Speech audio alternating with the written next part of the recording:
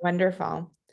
I am so excited today. I want to welcome you to the Disability Research and Education in Academic Medicine, or DREAM, Research Rounds. My name is Lisa Meeks, and I'm the Executive Director of the Docs with Disabilities Initiative and an Associate Professor of Learning Health Sciences at the University of Michigan Medical School.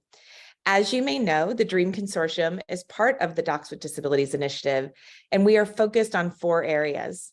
First, we aim to create mentorship and grow a robust community of scholars to advance disability inclusion research in academic medicine. Second, we want to highlight and promote the research that's already been done on disability inclusion in academic medicine. Third, we want to identify and address gaps in disability data in academic medicine. And finally, our hope is to connect researchers and stakeholders to promote cross-cultural collaborations. Our speaker today has already been a cross-cultural collaborator. He is an amazing cheerleader for all things disability inclusion, and it is my absolute pleasure to introduce you to him today. Satendra Singh is a professor of physiology at the University College of Medical Sciences at GTB Hospital in Delhi.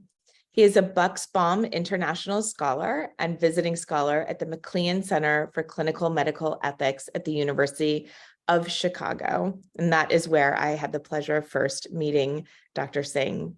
He's also a fierce disability justice advocate who has brought many policy reforms, including the inclusion of disability competencies in the new competency-based medical curriculum in India. He is a champion for the cause of viewing disability from a human rights perspective rather than a deficit-based perspective. He is also the founder of Docs with Disabilities, Agents of Change, an organization for health professionals with disabilities in India. I think most importantly, Dr. Singh is a warm, gracious, incredible colleague and beautiful human. And I'm so glad that he is with us today. And I will turn it over to you. Thank you so much, Dr. Meeks, for that wonderful introduction. Good evening, everyone. This is 7:30 p.m. in India, and good morning to all of you in the United States, and good afternoon to people in Australia. Thank you so much for that wonderful introduction, Dr. Meeks. Today, I'll be talking about our research, which was on using health humanities to teach disability competencies to first-year undergraduate medical students.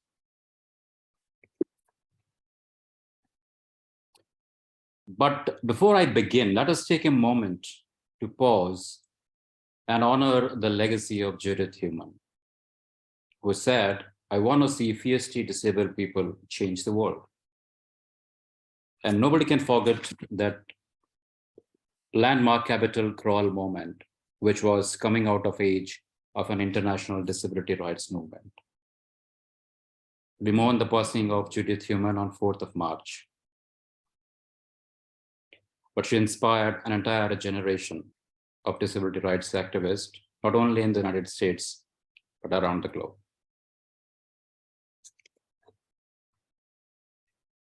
In today's grand round, the work which we have been highlighting was published in the journal Disability and Health Journal. The research team included faculty members from the Department of Physiology, Ophthalmology, Community Medicine, and Pathology. But they were also wearing a different type of hats. We all were the part of health humanities group at our medical institution, medical school.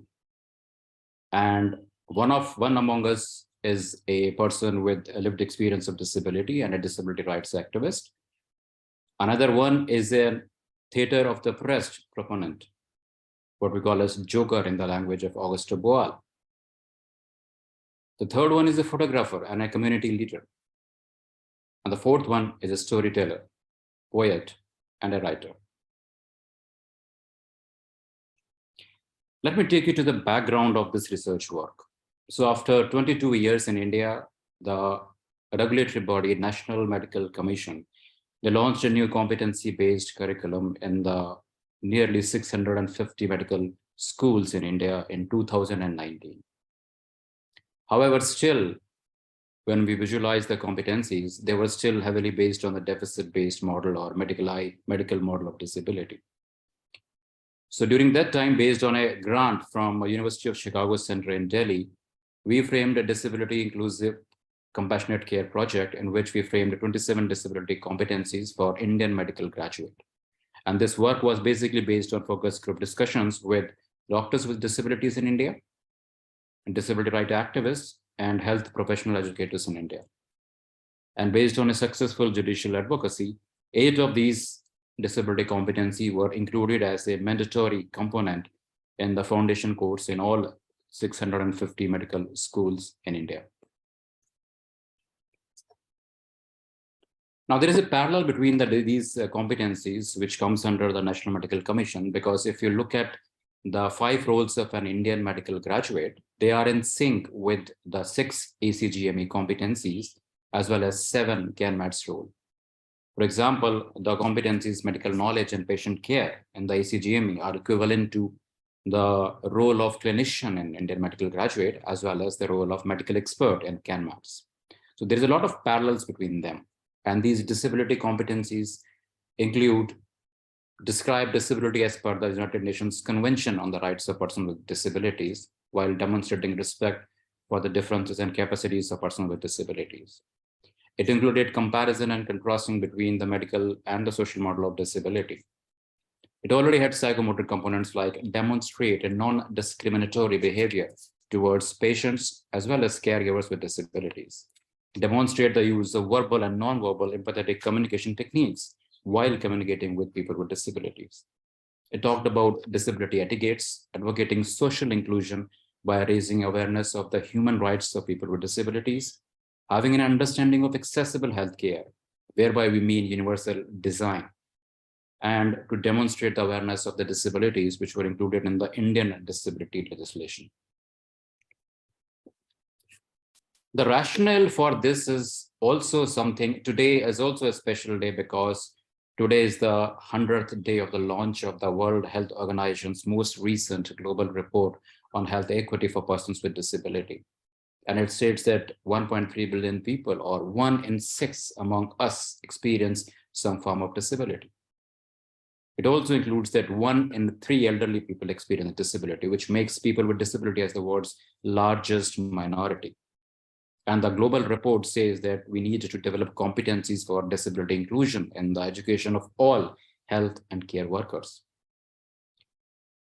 There is also few publications which highlight the rationale, because if we look at the perceptions of practicing physicians towards patients with disabilities, the landmark publication by Lisa Izzoni in Health Affairs in 2021 states that around 82% of the practicing physicians in the United States believe that disabled patients have worse quality of life. Only 41% were confident to provide same quality of care to patients with disabilities in comparison to those without disabilities. And just 56% strongly agreed to welcome patients with disabilities into their practices. 2 years ago, in 2019, another paper by Agronomic, again in Health Affairs, also highlighted that there was a poor understanding towards legal responsibilities. Specifically, the paper highlighted about the lack of understanding of how to provide reasonable accommodations to patients with disabilities as well as students with disabilities. Now, all of this highlights towards what? It highlights towards attitudes and behaviors, which at times are the most difficult to change. And that too for adults who have their fixed mindset. And that's why there is probably we need to look for another tools, different type of tools, which can change the perceptions. Based on our work in the field of health humanities, earlier we suggested tools to develop humanistic competencies. We proposed a model which was the ABCD paradigm, which was to introduce tools from the health humanities in medical students to inculcate analytical attitude, ethical and professional behavior, how to make effective communication, respect for diversity, and be empathetic. We proposed humanistic competencies in the form of narrative competence, critical reflexivity, visual literacy, advocacy, and structural humility, and suggested tools to achieve these competencies. So since this was our forte, so we thought that now the disability competencies are a part of the new medical curriculum. We piloted these competencies on the new cohort of the first year medical undergraduate students who came as the first batch in 2019 CBME. And we used different tools from the field of health humanities. The first one was storytelling. We invited people with lived experiences of disabilities, not only those with physical, visible disabilities, but also those with invisible disabilities to share their stories about how they face discrimination. Literature states that a lot of time we use patients as educators, but here we invited people with disabilities in the classroom lecture theater, and we call them as medicine's most important teachers, because now in the lecture theater, they were not patients, they were experts, because they had the lived experience of disability and they are teaching the future medical professionals about disability. In these sessions, we invited a visual artist who heard those stories of oppression, discrimination happening in healthcare and otherwise. And she made visual arts based on what she heard from those storytelling sessions. And we used those paintings in the next session to interact with medical students about what they learned. We also used poetry to talk about disability awareness. And these poems were not only in English, but they were also in Hindi, in our Indian local vernacular languages. We talked about patient narratives, both verbal as well as non-verbal. For verbal, we used narratives, and for non-verbal, we used what we call as image theater in the theater of the oppressed lingo. Then we projected a forum theater, which we call as rehearsal for life, to change the attitudes of medical students. And finally, we take them to a field visit to see what an accessible healthcare setting means, because that school was an inclusive school with accessible features. On the screen, there is a table which shows the blueprint of the disability competencies modules. And we use not only large group interactive teaching, but we also used small group teaching to its full effect. One of the examples is that of a poem. And on the screen, there is a photograph of a surgeon with visible physical impairment. And I'll just read out a very short excerpt, which was written by Pooja Premwar, the poet, and this artwork is made by our medical student, Shubham Arora. Long before seeing people, I viewed bodies as structures. To me, it made sense, symmetry and balance. Only poets talk essence. Yet, trapped in a structure that did not conform, my leg and my body defied the norm. Who needed fixing, me or my surroundings? I sometimes sit during long surgeries. It's less often from fatigue and more out of incredulity at being able to see the people, not merely in their bodies, like I learned to see mine, and I bow and awe to the mystique and the fascinating diversity. We gathered the learners' feedback immediately after the piloting of these disability competencies module, which spanned over 2 days, 2 different days. And the details are given in the paper also, but largely medical students, they related with the different tools of humanities, which portrayed the struggles and the life struggles of people with disabilities. The early learner feedback was on visual arts. In visual arts, we also used, in addition to the visual harvesting, the portraits made by disabled artists like Riva Lehrer from Chicago and Frida Kahlo, as well as the painting Ugly Duchess, which highlighted the Paget's disease. Our learners responded that they were able to visualize struggle in these visual arts, and they were able to identify the patient perspective, which is hitherto not visible when they are in clinics. They were motivated, and it inspired them to change. They were able to see the acceptance and the discrimination happening in those visual arts. Regarding poetry, they agreed that through poetry, we can express emotions, feelings, and pains based on interaction with a person with disability. Poetry can help medical students to connect and influence at an emotional level. And definitely one of the findings which we want that every medical student should have is that poetry is definitely a tool to induce empathy. Based on the patient narratives as well as the image theater, our learners agreed that there is a merit in person's first approach, and we need to respect the dignity of people with disabilities. They were able to identify the societal barriers which were prevailing in the society and which were creating barriers for patients with disabilities. They were able to understand the nuances and they were able to empathize with people with disabilities. But there was just immediate feedback. The real feedback is one which happens afterwards.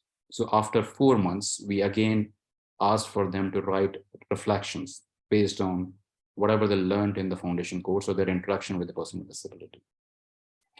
And after 4 months, the reflections, when we analyzed them through deductive analysis, we found that they were falling into these different themes: respect for diversity, dignity, autonomy, non-discrimination, social inclusion, equity, accessibility, universal design, human rights, disability rights, as well as advocacy. I read out some of the exemplary quotes. I realize the importance of sign language. Don't think you have the power, the audacity to give us names. We will decide what we want to be called. This statement made by a panelist makes me wonder what kind of impertinent, frustrated, tired doctors they have met. Disability should not define one's capability. Treat everyone by giving them the utmost respect they deserve. We should not categorize people based on appearance.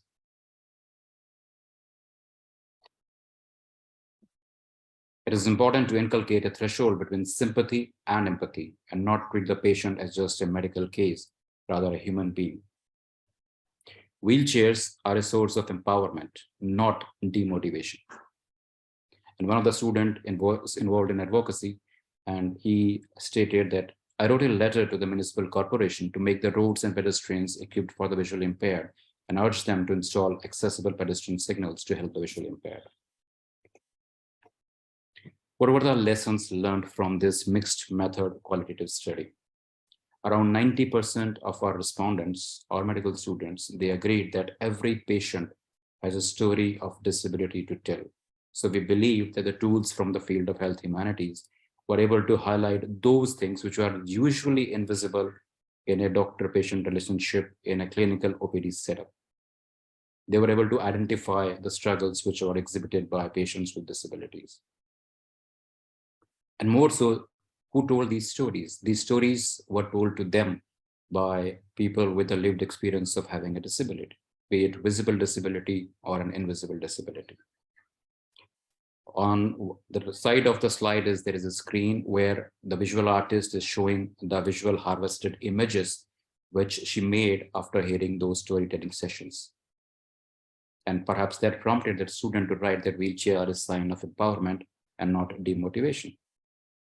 And our students agreed that on the spot, this visual harvesting tool was the on the spot capturing of patients with disabilities' real experiences.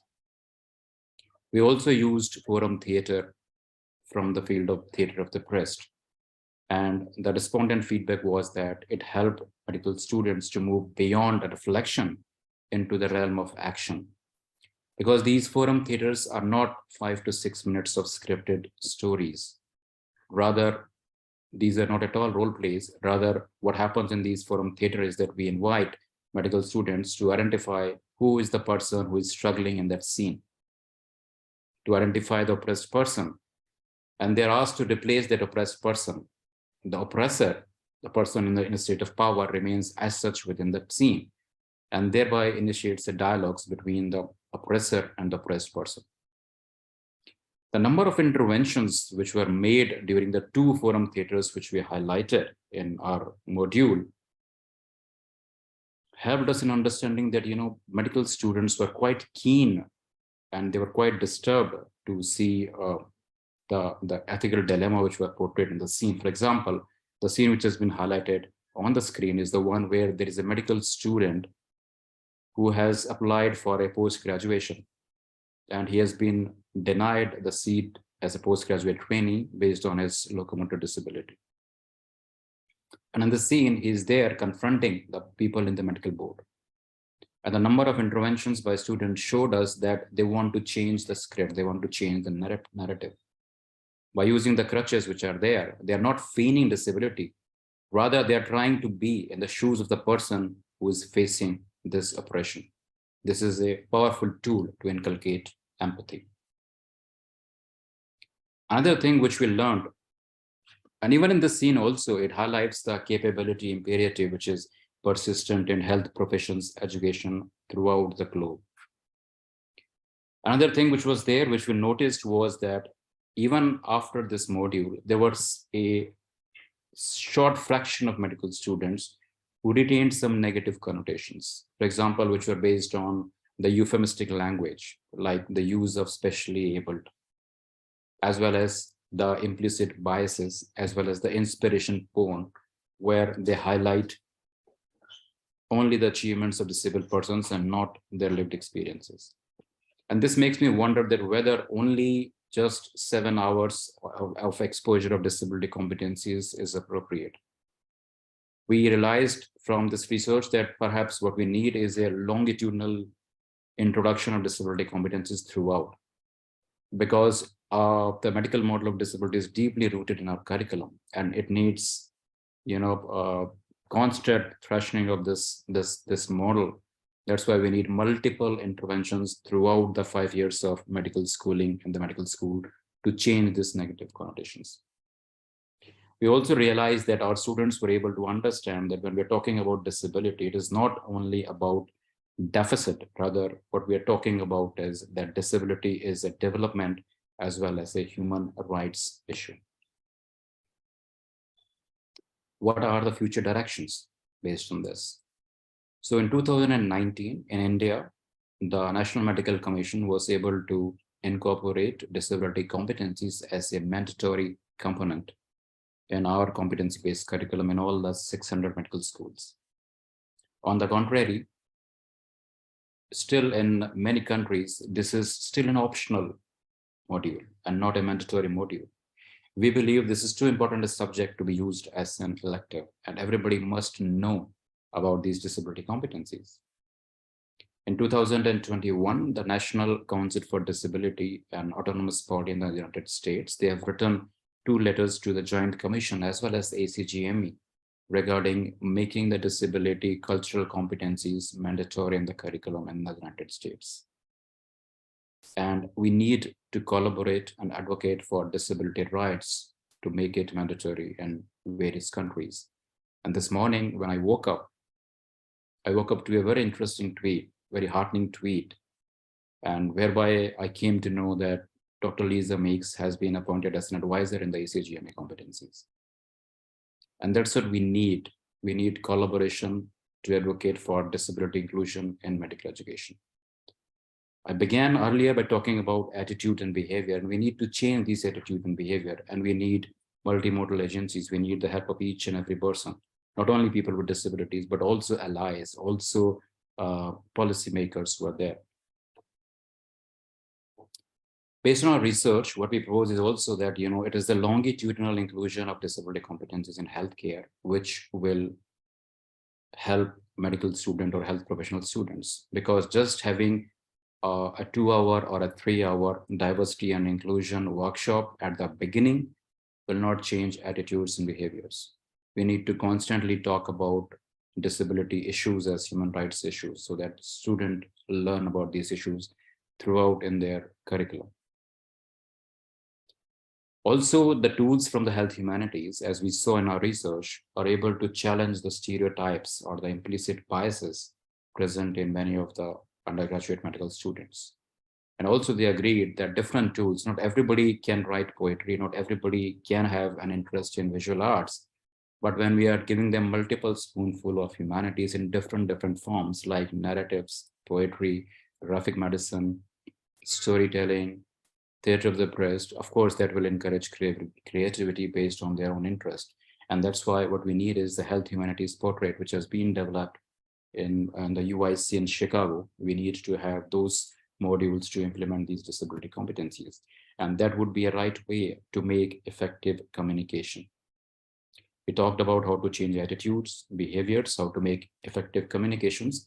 The next thing is very important, which is how to inculcate empathy. And it is very important for educators who are framing these modules for disability competencies.